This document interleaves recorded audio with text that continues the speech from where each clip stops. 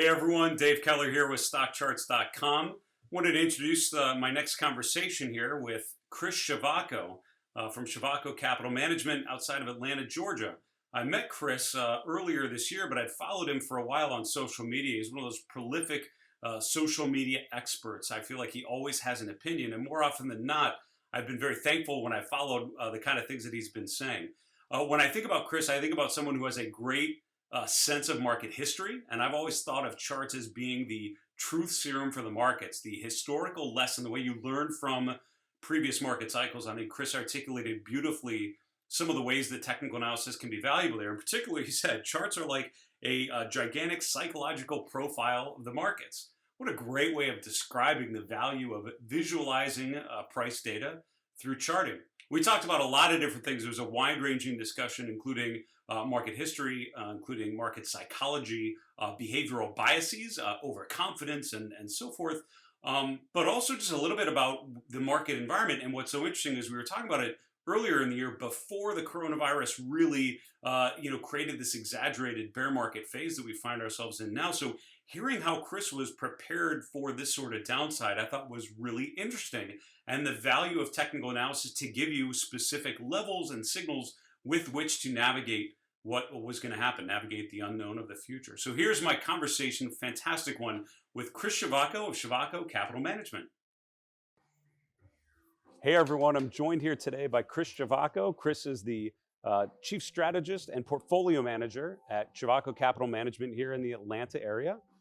Chris, it's a real pleasure to meet you finally. Excited to be here. Yeah, Thanks. I've been looking forward to it. I've followed your work for a while on social media. Always impressed by the charts that you send out, sort of telling a story, framing out what you're seeing.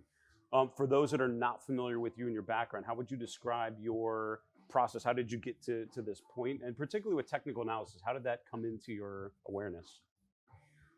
I think realistically, as I just told you a moment ago, I started my career with Morgan Stanley just down the street here. Yeah. And I was a broker. And I wanted to be a money manager. Right. And to be a money manager, you really need to be able to answer really one question for us. And the question that I need to be able to answer every day is, are we allocated properly? Are we in line with the net aggregate opinion of all market participants regarding all subjects on all time frames? Yeah. That's what charts help you with. That's what indicators help you with. The charts are like a gigantic psychological profile of the market. And my job is to stay in line with that profile. Right. And when we make mistakes in the markets, it usually means that we've misread the market's profile in some way. I like that. That's actually great. What I love about what you just said is it's almost taking ownership for it, because a lot of times, right, when our performance isn't good, we sort of attribute that to bad luck or something. Well, when things are great, it's our amazing skill, right? It's kind of what you hit on, which is we're not using the charts right. No, you're interesting. You're exactly right. And you'll see things where people will say the market is not taking this into account. No, I think it's the other way around. You're taking it too much into account. Yeah. The market's account or weighting of everything is frankly always accurate. Yes. Can it be late at times? It can. So let's talk about the financial crisis. So our net aggregate opinion is bullish there. Right. And why we say net aggregate, there's always bulls, there's always bears. Yeah. And that's a good way to remind yourself that it's quite possible that if you're bullish or bearish, you could be on the wrong side of the net aggregate opinion. There's not one way to look at things, and it's a weighted average. So the more money you're running, the more your weight counts. The less money you're running. Yeah. So what it really tells us is, for all of us, myself included, small firm, our personal opinions mean next to nothing in the market. And what matters is the market's opinion. Why? The market's opinion sets asset prices. Yep. And the charts really are a wonderful way to stay in line and read the market's opinion. That's what charts help us with. That's what indicators help us with. That's what fundamental hard data helps us with. Yep. And really the key in markets and with technical analysis is, and I think this is one big mistake that people tend to make, and when you're younger, you have a tendency to make this mistake, is it's not necessarily a consistent approach across all markets. Okay. We use indicators and different types of data differently in a range than we would in a trending market. Sure. There are times where we may have charts and indicators, breadth indicators, let's put it that way. Okay. Breadth indicators tend to be extremely helpful near major market lows. There are some charts you can mark up and you can just say, wow, this is very, very valuable. Right. And then as you move off of that low, the breadth charts, you may not look at them for weeks or months at a time, but during pullbacks, they can be extremely important too. And then another thing that's, if you're relatively new to StockCharts.com and you're trying to learn, you have to understand what is a trending indicator and what is an oscillating indicator and what is the difference between the two. Right. And one of the most dangerous comments in technical analysis, the two terms that are the most dangerous are overbought and oversold. Okay. They create bias. Overbought Yep. is a poor term. I understand why we chose it, but it creates bias. It makes you think something bad is about to happen. Right. Right. Well, there are cases where overbought, a market that can stay overbought is a bullish market, and it can give you a lot of information, and that's where the context comes into play. So where we are now in the current market, it makes a lot of sense. We were in a range for a long, long time. Yeah. So we came up and we made a high on January 26, 2018. Yep. We stayed in that range for a long time. So when we recently broke out, it's very, very easy to go back and look in the rearview mirror and say, ooh, the market peaked here, the market peaked here. So these indicators, well, that's not the case anymore. We're out of the range, so you have to say that's not necessarily what I'm looking at. So what you can do with StockCharts.com, which I think the best way to learn is to study historical charts.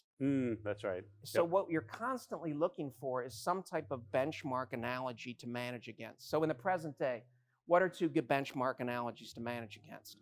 And when I say to manage against, history never makes the decisions for you. It's a benchmark, something to look at and say, as we walk forward, do we still look like the benchmark? If the answer is yes, well, good, it's still a good analogy. If it's no, there's still good information there because that may be telling me I misread the market and I'm on the wrong side of that all-important net aggregate opinion. So in the present day, if you want to go study some charts, two analogies that are holding up very well in the short term would be early 2013. Sure. Okay. After the after a cyclical low, a breath thrust off of the low in 2011. 2012 is very similar to last year. It's that indecisive, people can't decide whether they want to own stocks or bonds. But then when you get to early 2013, you get the breakout. And then you go into a very, very strong trend with relatively, let's say, shallow drawdowns. Similar after the election in 2016. Sure. We have a breath thrust major low in February of 2016. We come up to the top, and when we break out there, you've got to reformulate your playbook, and you've got to move back into trending mode. So we do a lot of historical studies.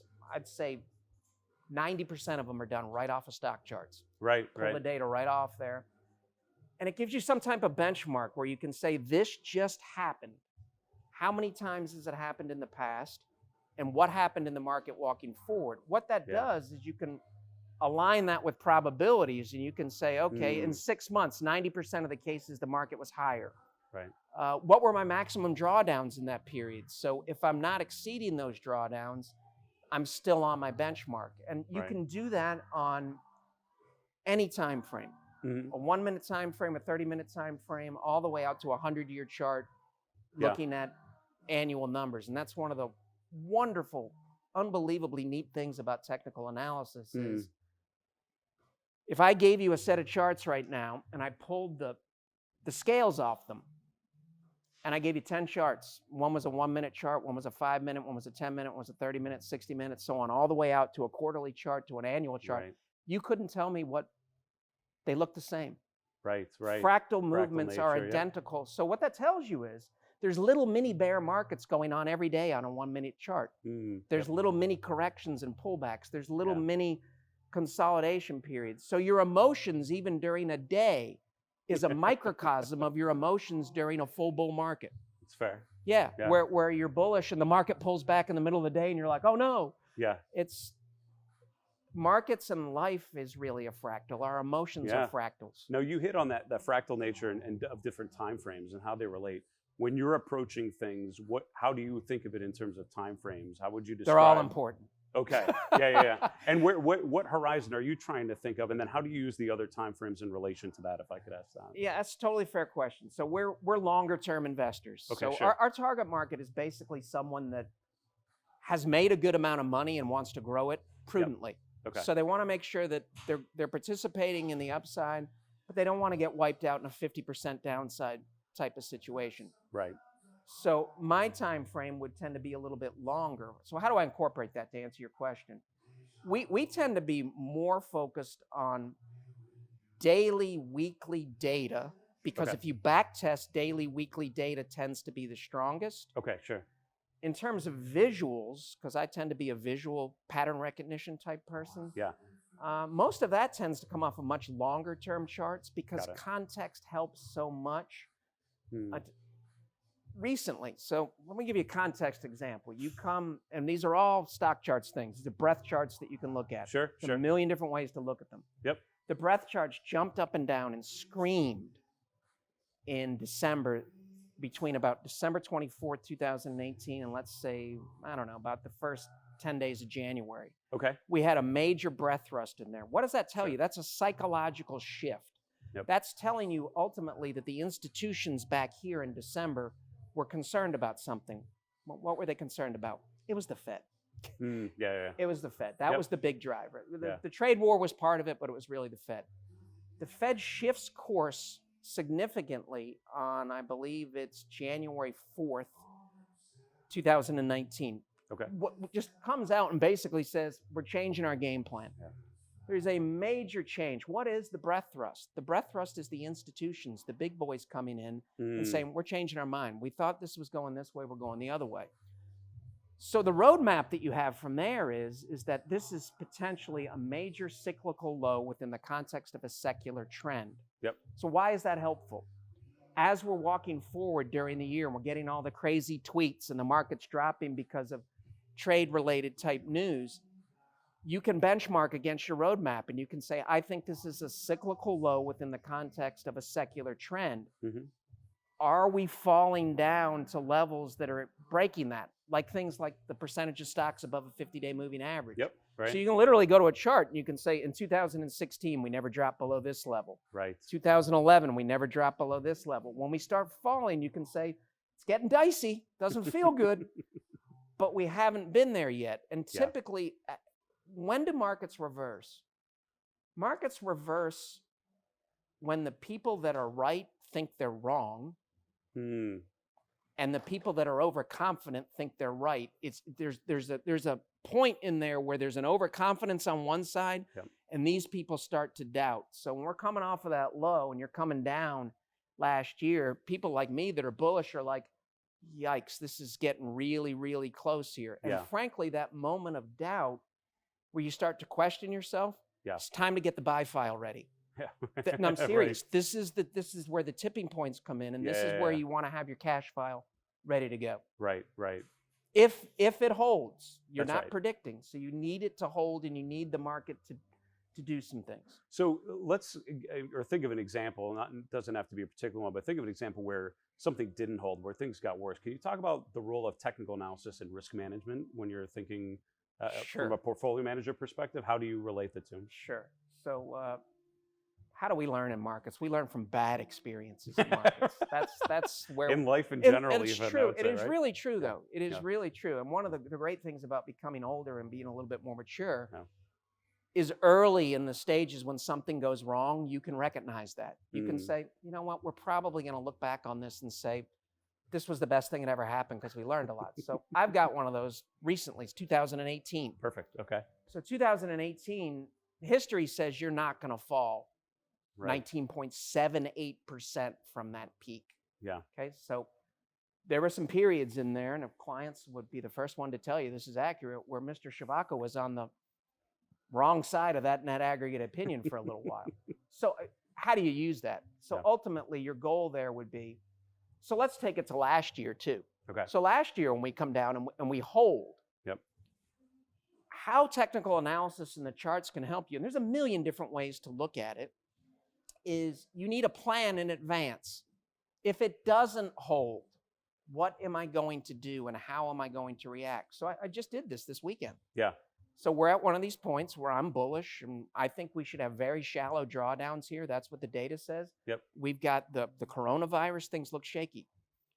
So I come out, I see enough in terms of lopsided markets, volume that's a little lopsided, breadth that's wildly lopsided, favoring the bears. So you sit down and you say, okay, I need to figure out exactly where and when I'm going to acknowledge that I may be wrong. And technical analysis can help you with that, with levels. You can do it a number of ways. You can pick price levels. Yeah. You can pick breadth levels that you don't want to exceed. Got it. You could say that you don't want RSI to drop below a certain level on a weekly chart, because if my analogy is supposed to hold, RSI shouldn't be going down to 13 on a weekly chart. Yeah. So there's a lot of different ways that you can do it. None of them are perfect. They all simply help us with probabilities. Yep. And the best way to use the charts is to constantly, most of us, when we're younger, we do it the wrong way. So when you're bullish, you look for charts that make you feel good. You should be doing just the opposite. You should be going in and saying, what can I try to find that's going to tell me I'm wrong? I love it. Yeah. And because the objective is not, so we put out the weekly video every week, like clockwork. And I'll note it's available to everybody, no paywall. Anyone can watch it. Okay. If you watch that, you may think these people are biased. They're just trying to find things that support their view. Well, that would be very short-sighted on my part, because if I'm wrong, life becomes very, very miserable for me, because my clients are losing money, I'm losing money. No one's happy. So I would be silly to try to go out and find things that prove that I'm right. Yeah. What I need to try to do is to try to find things that keep me in line with that all-important net aggregate opinion of all market participants regarding all subjects on all time frames. Right. And why you have to think of it that way is you always have to think this way. I may not be looking at a 60-minute chart, but that is important to many market participants. Sure. So in some respects, it can be important to me. If I get down to my dicey moments where President Trump has tweeted something that's upset the markets, and I'm near some of my levels that I'm concerned about, I may look at a 60-minute chart and try to get some type of short-term read on that and saying, are these traders setting themselves up for, I'll give you a fine example of that. Last Friday, ugly. Market is ugly. It was. It is ugly. Yeah. So I'm up. I'm actually working out in the last hour. Okay. So I'm in my building. I'm up in the workout room. I'm working out. I've got my phone. I pull up a one-day chart on StockCharts, and I look at that chart and I say, that is a fractal chart. And that fractal is telling me that the retail investors today are selling their positions to the institutions. Yeah. That's what was happening on Friday. Hmm. It was bullish. Yeah. It told you don't bail yet. And what did it look like? Well, if you look at a waning bullish trend, so let me make it backwards for your viewers. A waning bullish trend goes like this. It was the exact opposite of the daily chart Friday. Sure, that's right. It went like this. Yes, yes, yes. So your worst part of the day, you started getting more. It's really like a chart of the coronavirus right now. Yeah, right. So what we're looking at is the percentage of new deaths reported. Yep. It's a waning trend. Yeah. It's slowing down. So you don't make a decision based on that for me, but it tells me, okay, you haven't hit any of your levels yet. This chart's telling you there's a chance that Monday might possibly go your way. Yeah. And it doesn't always play out that way. Right. But there's an incredible amount of information. Another thing that I've found over the years is we all have a tendency to get biased about what works and what doesn't work. Got it. Again, we should really be doing the opposite. And this is where you learn the lessons. 2018 teaches me this. When you're on the wrong side of the market, it tells you you've misread something, but it probably tells you also missed something. Okay. There was something that was important that wasn't on your radar. Right. So what you do is you go out and try to say, here's a chart that I may have looked at for years and said, there's nothing on here for me. Right. You've got to look at it the other way. You've got to say, what am I missing on this chart that might be useful? And when you look at it from that perspective, you will find there are charts that you thought, why does anyone use this? You're like, wow. Yeah. There's a tremendous amount. And for me, I'm a trend guy. Right. So I'm a trend guy at heart. It took me a while to really understand the nuances and the incredible amount of information on a breadth chart that looks like a seismograph. Yes. You know, Yeah. it can go like this. So if you're a trend guy, you're like, what? You know, this isn't helpful. But there really is a tremendous amount of information in there about shifts in sentiment and what institutions are doing. And for most of us, and that would include me, I'm a relatively small firm. Yeah. So I have to think like a retail investor because I'm treated like one by the marketplace for the most part. Ciovacco Capital, despite what some people think when we tweet things, is not moving markets. I can assure you of that. But as a retail investor, what you really need to learn to do is to try to think as an institutional investor. Yeah, that's great. Because the institutional investors are the ones that are buying in December and January last year. So is there anything on StockCharts that could help you with that? Yes, there is. Yep. So what were the institutions most likely looking at around Christmas time last year? Something real simple like an upward sloping 200-week moving average. Sure. An upward sloping 200-week moving average, what does that look like? That looks like a secular uptrend, not a market that's rolling over. So what they're doing is they're not guessing. Yeah. So when the market's coming down in December towards an upward sloping 200-day, they're basically saying, we're ready. Perfect. Got our cash files ready. We're not going to buy. We need to make sure it holds. Yep, that's right. When it holds, they're ready. They tend to be the early adopters, and they buy off of that low. And the way sentiment works off of the low, almost the entire next calendar year is the rest of the people changing their mind. Right, right. So 2011, we get a low. Yeah. 2012 is the changing their mind. 2013, everyone's changed their mind. Yep. And so that also tells you something about sentiment. You would expect sentiment to improve at the early stages of a new uptrend. Right. It has to. Why? You can't go from having a bunch of cash on the sidelines to moving it back into the market until you answer that question differently. You answer the question bearish when you're already in cash. That's right. You answer the question bullish when you're already invested. So for them, at some point, they've got to shift over. And a good way to think of it, too, is if you're relatively new to investing, and we may cover this in your other segment when we look at the charts on another video, possibly. So tune in for that as well on StockCharts.com. But having the understanding of what a secular trend looks like may tell you that if you've back-tested things and your models are only back-testing to about 1998, you may want to take that back-test, ball it up in a little piece of paper, throw it in the trash can. Because you should be back-testing 1982 to 2000, and you should be back-testing 1950 to 1968. Yeah, more similar periods, because we tend to, recency bias works in fractals too. Yep, that's right. It works on very short-term time frames, and it works on 100-year charts. Yep.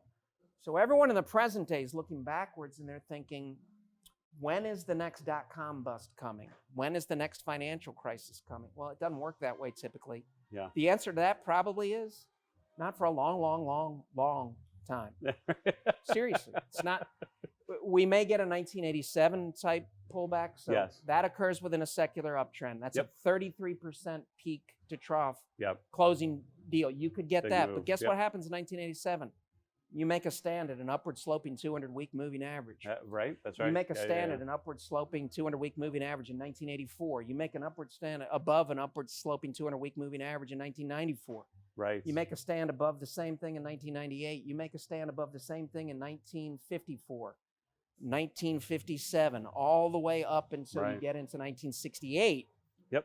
1968 to 1982, so take a weekly chart, put a 200-week moving average on it. That looks more like 2000 to 2013, which is kind of your you know, where secular bear stretch.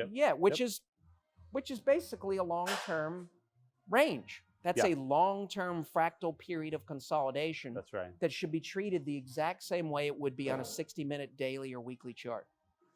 This is fantastic, Chris. This is an awesome window into your process, into your thinking. And what I love the most is the grounding in behavior. We talked a lot about investor behavior, how that turns into the chart. So thank you so much, Chris. Yeah, This I really was a enjoyed it. Real pleasure. Appreciate the opportunity. Absolutely. And, hope to be back someday. Thank you. We're here with Chris Ciovacco of Ciovacco Capital Management here in Atlanta, Georgia.